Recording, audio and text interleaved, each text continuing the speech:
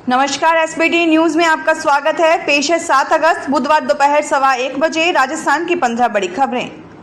सबसे पहले एक नजर डालते हैं आज की हेडलाइंस पर। राजस्थान में बाढ़, घरों में 5 फीट पानी, बिहार में नदियां उफान पर, जयपुर में लूट ले गए 4 लाख रुपए से भरा एटीएम, ओलंपिक में 2 मेडल जीतने वाली मनु भारत लौटी, अमरनाथ यात्रा 39 दिन में 5 लाख श्रद्धालु पहुंचे बाबा के दर पर, हरियाणा की पहलवान फोगाट के ससुराल और मायके में जश्न। और अब खबरें विस्तार से सुनिए। राजस्थान के जैसलमेर, पाली और जोधपुर में पिछले 24 घंटे के दौरान तेज बारिश के बाद बाढ़ जैसे हालात हैं। जैसलमेर के मोहनगढ़ में 10 इंच, पोखरण में 7 इंच बारिश दर्ज की गई, पाली में 10 इंच और जोधपुर में 9 इंच बारिश दर्ज की गई। पाली में बाढ़ के चलते शहर की 52 से ज्यादा कॉलोनियां पानी में डूब गई। यहां 5 फीट तक पानी भरा हुआ है। उधर बिहार में गंडक, बागमती और कोसी नदी उफान पर है। आईएमडी ने आज 10 राज्यों में भारी बारिश की संभावना जताई है। जयपुर में करधनी थाना इलाके में आज सुबह 5:15 बजे गोकुलपुरा फाटक के पास बदमाशों ने लूट की वारदात को अंजाम दिया। फॉर्च्यूनर कार में आए बदमाशों ने एटीएम उखाड़ा और एटीएम मशीन को लेकर फरार हो गए। घटना की जानकारी मिलने पर करधनी थाना पुलिस और अन्य टीम मौके पर बुलाई गई। जयपुर सिटी में ए श्रेणी की नाकेबंदी लगाई गई, लेकिन अभी तक कार बरामद नहीं हो सकी है। एटीएम में करीब 4 लाख रुपए होने की पुष्टि है। Double Olympic medallist Manu Bhaker आज भारत लौट आई हैं। हरियाणा के झज्जर की रहने वाली मनु भाकर ने पेरिस ओलंपिक में इतिहास रचते हुए 2 मेडल जीते। मनु का Delhi airport, Indira Gandhi international airport Delhi पर जोरदार स्वागत हुआ। एयरपोर्ट से बाहर आते ही मनु के माता पिता ने उन्हें गले लगाकर उनका माथा चूम लिया। मनु ने women's individual 10 metre air pistol में और मिक्स्ड इवेंट में सरबजोत सिंह के साथ मिलकर ब्रॉन्ज जीते थे। वे एक ही ओलंपिक में 2 पदक जीतने वाली पहली भारतीय हैं।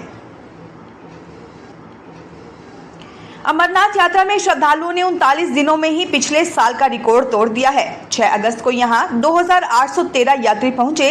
इसके साथ ही 5 लाख से ज्यादा लोग बाबा बर्फानी के दर्शन के लिए आ चुके हैं। पिछले साल कुल 4,50,000 श्रद्धालु आए थे। सबसे ज्यादा 2011 में 6,35,000 यात्री आए थे। हरियाणा की पहलवान विनेश फोगाट ने पेरिस ओलंपिक में इतिहास रच दिया। मंगलवार को उन्होंने 50 किलोग्राम वेट कैटेगरी में सेमीफाइनल में क्यूबा की पहलवान गुजमान लोपेजी को हराया। विनेश फोगाट ओलंपिक के फाइनल में पहुंचने वाली पहली भारतीय महिला पहलवान बन गई हैं। आज रात 10 बजे के बाद वह मुकाबला खेलेंगी। इससे पहले विनेश ने प्री क्वार्टर फाइनल में वर्ल्ड चैंपियन यूई सुसाकी को अंतिम 10 सेकंड में हरा दिया। विनेश के ससुर राजपाल राठी ने कहा कि बहू गोल्ड मेडल जरूर जीतेगी। राजस्थान को ऊर्जा के क्षेत्र में आत्मनिर्भर बनाकर बिजली संकट के स्थायी समाधान के लिए केंद्र और राज्य मिलकर काम करेंगे। मंगलवार को लोकसभा स्पीकर ओम बिरला की मौजूदगी में केंद्रीय ऊर्जा मंत्री मनोहर लाल खट्टर, ऊर्जा मंत्री हीरालाल नागर और ऊर्जा सचिव पंकज अग्रवाल के बीच आयोजित बैठक में ऊर्जा विभाग की योजनाओं, राज्य में नए प्रोजेक्ट सहित विभिन्न विषयों पर विस्तार से चर्चा हुई। बैठक में केंद्र की ओर से राजस्थान को 265 मेगावाट अतिरिक्त बिजली देने का निर्णय किया गया है। लोकसभा अध्यक्ष बिरला के प्रयास से राजस्थान के अनावंटित पूल से यह अतिरिक्त बिजली मिलेगी। लोकसभा में नेता प्रतिपक्ष और कांग्रेस सांसद राहुल गांधी ने पेरिस ओलंपिक में महिला पहलवान विनेश फोगाट की फाइनल में एंट्री पर उन्हें बधाई दी है। साथ ही उन्होंने केंद्र सरकार की आलोचना भी की है। राहुल ने कहा कि आज भारत की बहादुर बेटी के सामने सत्ता का वो पूरा तंत्र धराशायी पड़ा था जिसने उसे खून के आंसू रुलाए थे।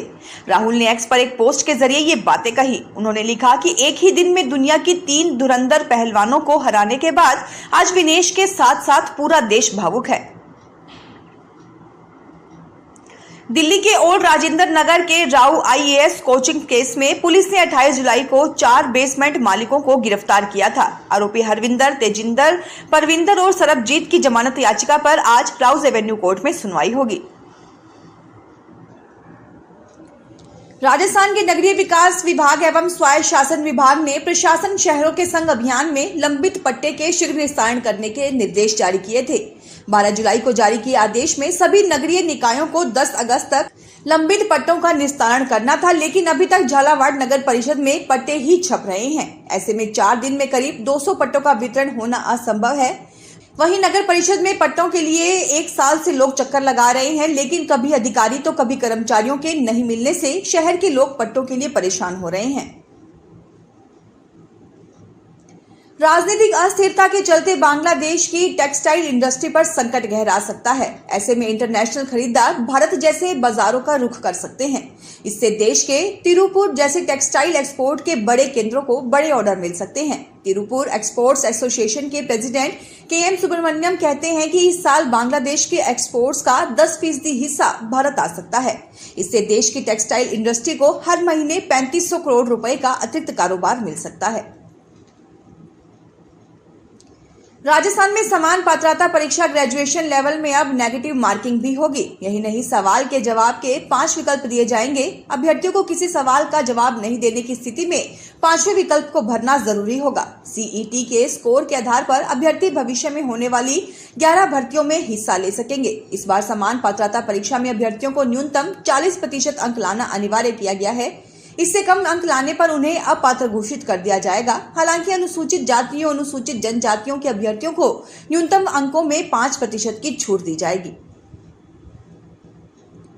जयपुर में कुंभा मार्ग पर नाकेबंदी में लगे हुए पुलिस जाब्ते को देर रात कार सवार एक युवक ने टक्कर मार दी। दुर्घटना में सांगानेर थाने की महिला कांस्टेबल सुनीता के पैर में फ्रैक्चर हो गया। वहीं ड्यूटी पर तैनात ट्रैफिक के हेड कांस्टेबल रामपाल के छाती और कमर में चोट लगी है। दोनों को RUHS में उपचार चल रहा है। कार चालक ने इस दौरान रामपाल की बाइक और प्रतापनगर थाने की जीप को क्षतिग्रस्त कर दिया। जयपुर की फैमिली कोर्ट ने पत्नी को 10 साल के लंबे कानूनी संघर्ष के बाद हर महीने 500 रुपए ही भरण पोषण भत्ता बढ़ाने का निर्देश दिया है। ऐसे में पत्नी का अब हर महीने यह भत्ता बढ़कर 1500 रुपए हो गया है। मामले से जुड़े अधिवक्ता DS शेखावत ने बताया कि दरअसल पत्नी ने 2004 में अपने पति से भरण पोषण भत्ता दिलवाने के लिए कोर्ट में अर्जी लगाई थी। कोर्ट ने 17 जून 2008 के आदेश से पति को उसे 800 रुपए हर महीने भत्ता देने का निर्देश दिया था। जयपुर में बुधवार शाम 5:30 बजे तीज माता की सवारी निकाली जाएगी। इसके लिए शहर में जगह जगह ट्रैफिक डाइवर्ट किया जाएगा। तीज माता की सवारी के कार्यक्रम में शामिल होने वाले लोगों के लिए पार्किंग की जगह भी निर्धारित की गई है, जो शाम 5 बजे से लागू होगी। जयपुर जंक्शन और गांधीनगर स्टेशन पर इन दिनों रीडेवलपमेंट का काम किया जा रहा है। जून माह में प्लेटफॉर्म नंबर 4 व 5 पर लिया गया 71 दिन का मेगा ब्लॉक पूरा हो गया। इन्हें बुधवार दोपहर को स्थानीय प्रशासन को सौंप दिया जाएगा। गुरुवार सुबह 5 बजे से ट्रेनों का संचालन भी शुरू हो जाएगा, जबकि इन दोनों प्लेटफॉर्म का काम अब भी अधूरा है।